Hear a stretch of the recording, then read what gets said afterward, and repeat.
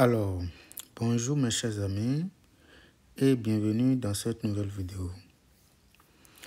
Aujourd'hui, nous allons voir comment nous pouvons démontrer au collège que cette fonction est une application bijective. Premièrement, il est clair, d'accord, que nous sommes en face d'une application parce que là, vous avez f défini de R2 vers R2 qui a x, y associe x plus cosinus de y sur 2024, y plus cosinus de x divisé par 2025. C'est facile de prouver que le domaine de définition, ça fait R carré. Parce que pour tout x, y élément de R carré, nous avons ce couple-là qui appartient à R carré. Il n'y a pas de condition particulière à poser. OK. Pour justifier que nous avons une bijection, nous allons commencer par l'injectivité. Donc, injectivité. Pour l'injectivité, d'accord, nous allons choisir deux éléments ici. D'accord, donc, soit... Donc, un élément, c'est un couple. Donc, le premier élément, je prends AB. Le deuxième élément, je vais prendre, disons, PQ. Donc, ce sont des éléments de R carré. Des éléments de R carré tels que, d'accord, F de AB est égal à F de PQ. Puisque nous voulons montrer que c'est une application injective, notre point final serait de prouver que le premier couple AB est égal au second couple PQ. Quand on fait ça, ça veut dire tout simplement que l'application est injective. Alors, c'est quoi F de A, AB? F de AB, c'est exactement A plus, donc je regarde la définition, cosinus de B divisé par 2024. La deuxième composante, c'est B plus cosinus de A divisé par 2025. Nous allons faire pareil pour F de PQ. F de PQ, ça va être exactement P plus cosinus de Q divisé par 2024. Et la deuxième composante, ça va être Q plus cosinus de P divisé par 2025. Donc, nous allons poser d'égalité entre les images. Donc, j'écris F de A, B égale F de P, Q signifie que, premièrement, cette composante-là est égale à cette composante et cette composante est égale à cette composante. Donc, j'écris, donc nous avons ici A plus cosinus de B divisé par 2024 égale P plus cosinus de Q sur 2024. Et de l'autre côté, nous avons B plus, donc j'écris B plus cosinus de A divisé par 2025 égale Q plus cosinus de P sur 2025. Voilà. Nous avons alors quoi? Nous allons essayer, puisque nous avons ici 2024, ici 2024, on peut les mettre de côté. Ça veut dire tout simplement que nous avons cosinus de B moins cosinus de Q. Tout ceci divisé par 2024 qui va être exactement égal à P moins A, tout simplement. Quand on fait la même chose pour la deuxième équation, on obtient cosinus de A moins cosinus de P divisé par 2025 égale tout simplement Q moins B. OK. Maintenant, quand on regarde ceci, on peut dire tout simplement que ceci entraîne que la valeur absolue, je prends la valeur absolue des deux côtés, j'obtiens quoi si vous voulez? Ça fait la valeur absolue du cosinus de B moins le cosinus de Q divisé par 2024 est égal à la valeur absolue de P moins A, tout simplement. On fait pareil pour la deuxième équation. On obtient la valeur absolue du cosinus de A moins le cosinus de P divisé par 2025 qui va être égal à Q moins B en valeur absolue. Mais quand nous regardons par exemple cette fonction, c'est-à-dire la fonction cosinus, nous savons que c'est une fonction très gentille qui est continue et dérivable, d'accord, dont la dérivée est égale tout simplement moins sinus de x.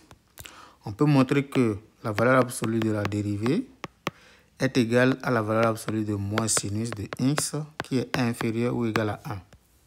D'accord? Quand on applique par exemple d'une part l'inégalité des accroissements finis, d'accord, entre B et Q, d'accord, c'est-à-dire sur l'intervalle BQ, d'accord, en considérant que B est inférieur ou égal à Q, d'accord, parce que étant deux nombres, il y a forcément un ordre entre les deux. Donc, si on applique l'inégalité des accroissements finis, on a que la valeur absolue de f de quoi? F de B moins F de Q est inférieur ou égal à M, d'accord, 1 multiplié par la valeur absolue de B moins Q. De la même manière, si on l'applique pour entre A et P, on obtient valeur absolue de F de A moins F de P va être inférieur ou égal à 1 multiplié par A moins P tout simplement. Et donc, si j'utilise cette information, je peux simplement diviser maintenant par 2024 pour le premier. Ici aussi par 2024. Et pour le second, je divise par 2025. Je divise par 2025. Qu'est-ce qui se passe? Celui-là, c'est égal à quoi?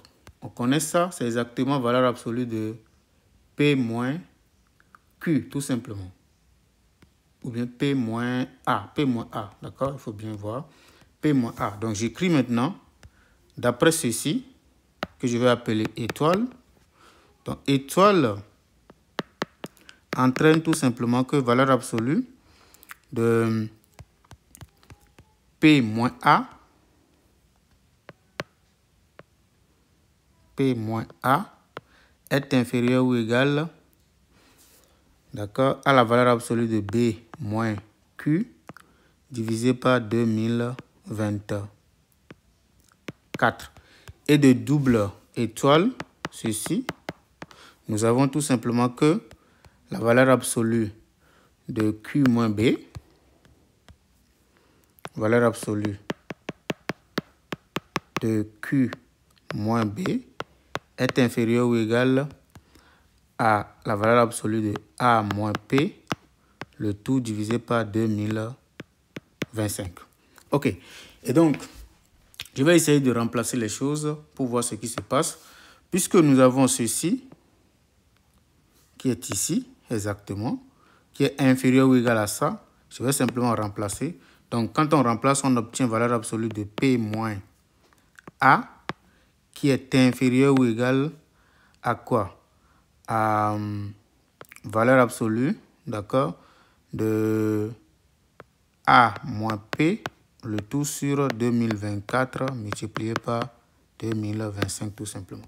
Donc j'ai juste utilisé la transitivité parce que ceci est inférieur ou égal à ça. Mais ce que vous voyez ici est inférieur ou égal à tout ceci. D'accord? Donc si je remplace, je vais constater que tout ceci est inférieur ou égal à ceci, d'accord, divisé par 2024. Et c'est exactement ça que j'ai copié ici.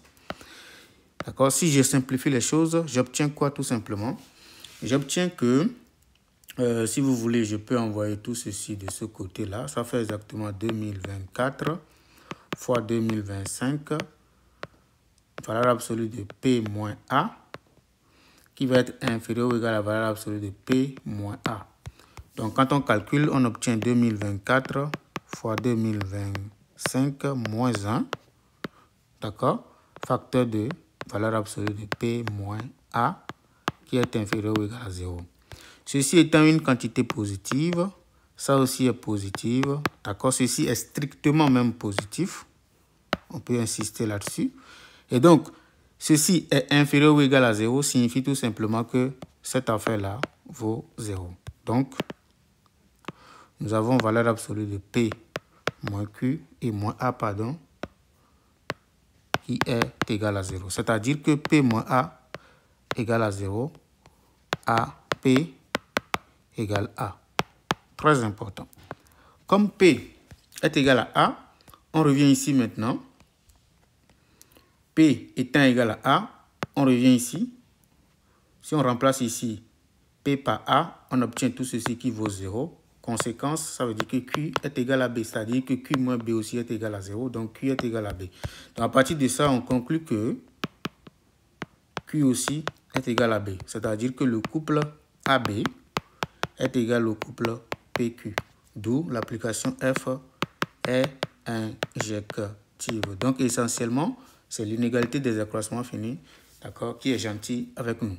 Maintenant, on passe à la surjectivité. Surjection. Donc, pour la surjection, qu'est-ce que je vais faire? Je vais prendre PQ, le couple PQ, dans quoi? Dans R carré, l'ensemble d'arrivées. D'accord? Mon objectif, c'est de voir si je peux trouver. Donc, on va montrer. Montrons qu'il existe, d'accord, un couple que j'appelle ici Y, tel que l'image, bon, de f de ici Y est égale à PQ, tout simplement. Qu'est-ce que je vais faire ici? Qu'est-ce que ça signifie? Ça signifie tout simplement que x plus cosinus de y sur 2024, ici y plus cosinus de x sur 2025 est égal à PQ.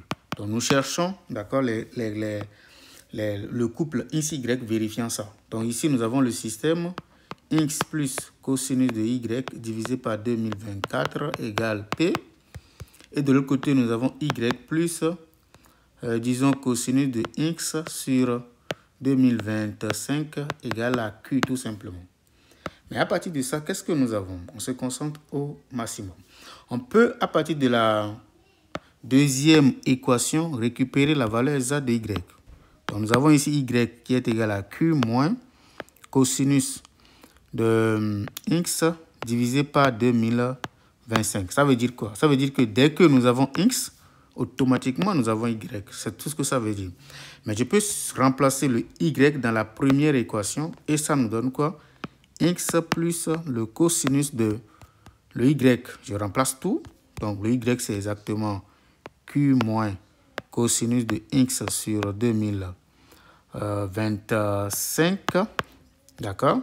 Sur les 2024, on n'oublie pas, très important, égale à Q, c'est ça, égale à P, pardon. Donc, ça veut dire quoi? Ça veut dire que nous avons, si vous voulez, 2024 x plus le cosinus de tout ça, Q moins cosinus de x sur 2025 moins 2024 P égale à 0. Donc, nous avons maintenant une équation d'inconnu x. Donc, si vous appelez maintenant f de x égale à tout ça, 2024 x plus cosinus de q moins cosinus de x sur 2025 moins 2024P. D'accord? On peut constater que F est bien continu. F est continu. D'accord? Surtout R. D'accord? Et la limite à moins l'infini de F de x est égale à moins l'infini. Pourquoi? Parce que ici, on va juste encadrer. On sait que ceci, tout ce qu'on voit ici, là, est compris entre moins 1 et 1. D'accord? Donc, en réalité, on peut juste majorer. Et si vous voulez même... Bon, je vais l'écrire rapidement. Il est facile de voir que f de x est compris entre 2024x moins 24p, moins 24 2024p, moins 1, d'accord? Et de l'autre côté, nous avons exactement la même chose, 2024x moins, disons, 2024p plus 1. Ça découle juste de la relation cosinus de tout ça compris entre moins 1 et 1. D'accord? Quand on utilise cet encadrement, c'est fini, nous obtenons ça. Mais cette limite, lorsque le x tend vers moins l'infini, ça donne moins l'infini. Ceci également, lorsque le x tend vers moins l'infini, nous avons moins l'infini. Conclusion, la limite, lorsque x tend vers moins l'infini de f de x est égal à moins l'infini. De la même manière, nous avons la limite lorsque x tend vers plus l'infini de f de x qui est égal à plus l'infini. Donc, si on utilise le théorème des valeurs intermédiaires, d'accord, ça veut dire qu'il existe parce que le 0 appartient, parce que si vous avez moins l'infini, si vous avez plus l'infini, le 0 est strictement compris entre moins l'infini et plus l'infini. Nécessairement, nous avons une solution. Mais si on voit clairement que le théorème des valeurs intermédiaires qu'on a par exemple au collège n'est pas vraiment sur un intervalle non borné, que c'est plutôt sur un intervalle borné, c'est pas vraiment difficile parce que du moment où nous avons cette limite, d'accord, qui est égale à moins l'infini, ça veut dire tout simplement qu'on peut trouver un M1 élément de R tel que son image soit inférieure ou égale à moins 1. Parce que si la limite, lorsque x tend vers moins l'infini donne moins l'infini, nécessairement, on va trouver un M1, d'accord, tel que f de M1 soit plus petit que moins 1. Sinon, si, dans le cas contraire, on ne peut pas avoir une limite qui tend vers moins l'infini. De la même manière, il existe M2, élément de R, tel que f de M2, une constante bien entendu, soit supérieure ou égale à 1. Vous voyez un peu? Mais en fonction comment on appelle, de la position de M1, M2, nous savons clairement que la fonction est continue sur M1, M2 et 0 appartient bien sûr, d'accord, à l'intervalle moins 1, 1. Du coup, il existe nécessairement, d'accord, une solution, c'est-à-dire un réel entre M1 et M2, tel que son image par F, d'accord, donne exactement 0, d'après le théorème des valeurs intermédiaires. Donc, d'après le théorème des valeurs intermédiaires,